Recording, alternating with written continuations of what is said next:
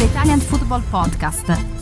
What I want to do now is I want to go through, because this is something that everybody always wants to know during the summer, is what the friendly schedule is and which games to look out for in preparation for the new season. So what we'll do is we'll go through some of the bigger clubs in Serie A, some of the games to watch, and we'll see how the teams are doing in pre-season so far. So we're kind of halfway through the summer now.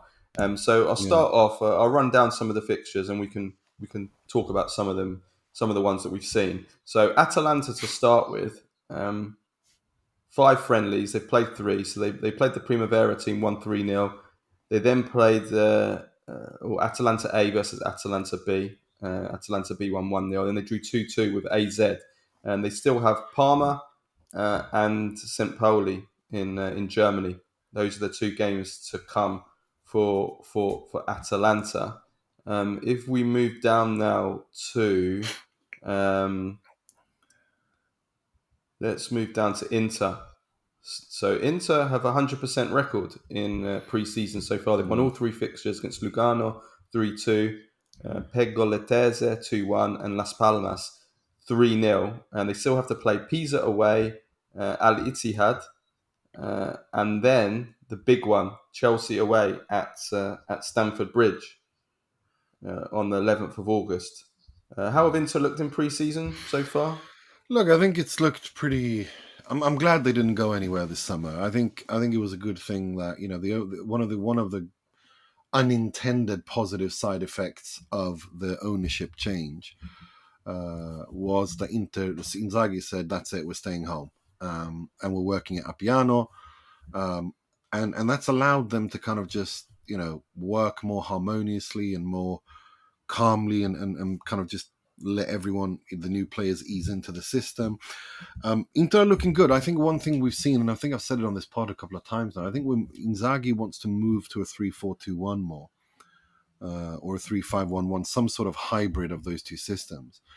I think the movements of the players suggest that that's what's going to happen this season rather. And it's looked really well. I mean, they look good. I don't care that much about the preseason because I think that's more, that's their time. That's the team and the coach's time to prepare for the season. I don't really. I watched. Taremi's been good so far. Taremi's come prepared. He turned up to preseason already having begun his preseason, if you know what I mean. He's been very, very fresh and he's impressed people a lot with his professionalism and with the level of how ready he was when he turned up. And he's really slotting well nicely. Like he's doing everything. Like it's as if he understands what Inzaghi wants him to do from day one, and that's important, very important. And he's linking up. He's doing like a combined Lautaro Thuram role at Inter, and that's what that's why I say that Sergio Conceição turned him into the complete striker. For 2-3 years, he made him. He can do all of those things. He's a very complete attacker. And that's why I wanted him already 1 year ago when Inter were hell-bent on bringing Lukaku back. I was more, well, spend that money on Taremi because you could have, you could have had that instead. But now he's here a year later, and he's slotting in. He's like melted in really well. It seems he's gelled well. It looks good. He's the movement, the attacking phase looks good. But I mean, I don't make too much of it. For me, pre-seasons, I watch with one eye. For sure. He's slotting away those penalties. Inter getting lots of penalties. In pre-season. Yeah. That's another. That's thing. me getting back for you to call it. No. But listen, Inter don't have any penalty takers other than Hakan Çalhanoğlu. So will he be the penalty taker this season, or will it be Çalhanoğlu? I think it's going to be Çalhanoğlu, but Taremi's going to be the second one, like the secondary one, because he's a penalty taker, and God knows Inter need penalty takers. Because as we saw against Atletico Madrid, there is an abyss of quality. Yeah. Well, talking of Atletico Madrid, Juventus play Atletico Madrid in their final friendly of pre-season. They played their first one against Nuremberg, as I said, Bundesliga 2 team, and got thrashed 3-0. So they need to improve on that.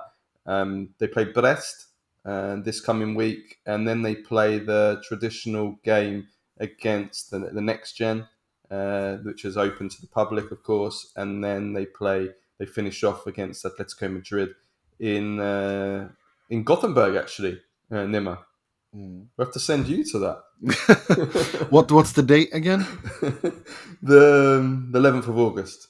Okay. The 11th Does of it say August. where in Gothenburg? Ullevi. Ullevi, okay. Ullevi, yeah. I haven't seen anything. Okay.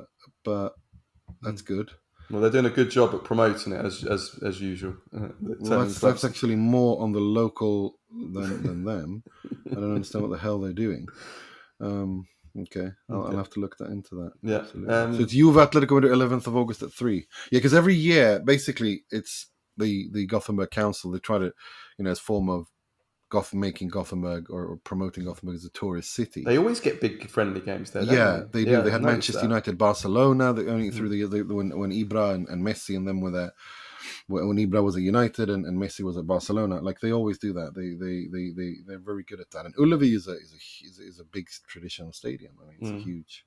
So yeah. Lazio have played 4 games so far. They beat Oronzo 23-0, Trapani 3-1. They drew 1-1 with Triestina, and then they beat Hansa Rostock 3-0. They've still got to play Frosinone, Southampton, and Leipzig in Germany at the Red Bull Arena.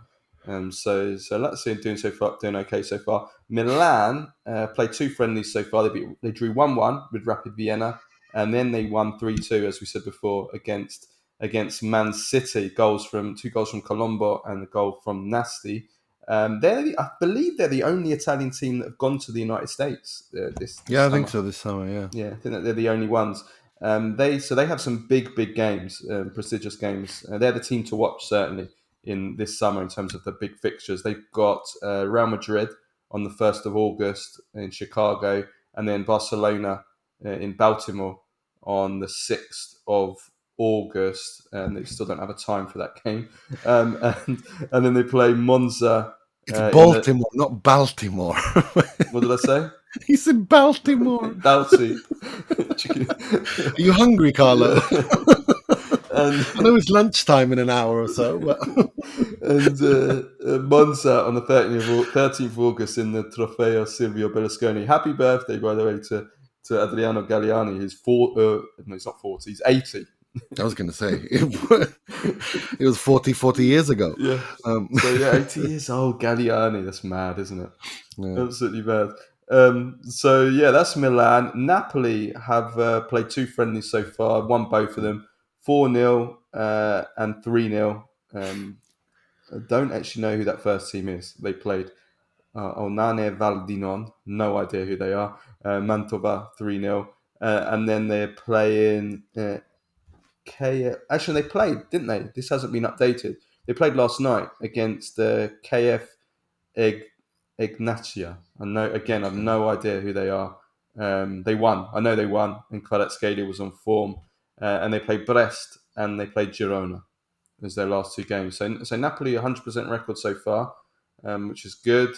Roma have played 3 fixtures so far. They beat Latina 6-1. They drew 1-1 with Kosice, and they lost 1-0 to Toulouse. And they still have to play Olympiacos. And then they come to England. They play Coventry. And then they play Everton away in Liverpool, in Goodison Park. So Roma got some interesting matches coming up.